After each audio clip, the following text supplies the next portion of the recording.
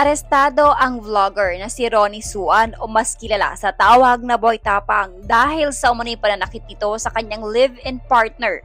Sa lumabas na balita, kinumpirma mismo ni Police Captain Jerry Magsayo, office in charge sa ginawang pag-aresto kay Boy Tapang. March 31 umano ng alas 5 ng hapon na mangyari ang pananakit ni Boy Tapang sa live-in partner nito.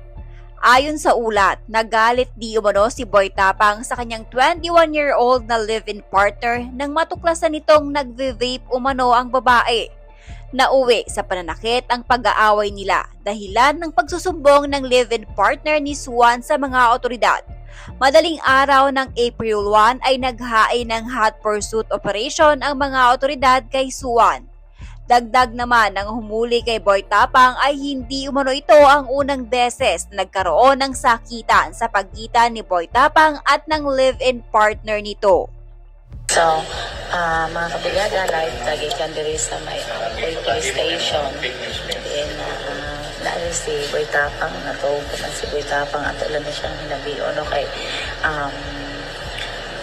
ataswen sa paginabi, parang taon-taon natawag ko man. So, kanina mo yung makita. Anak, si Boy Tapang na hindi na ato niya siya hinabiyo niya sa taon kay gahapon i-post na to sa na-post na to sa Brigada News FM Cebu nga kuan lakpan lagi siya detalyean ni makita sa niyo sa link nga itong i-post niya sa ibabaw. So ingon din naman itong mga niingon niya fake news.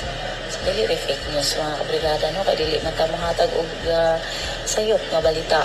So ang ato lang ani nga vlog man niya or unsa na siya dire, pero sakripisyo na po kayo nga pagka-vlog, no, na siya dire.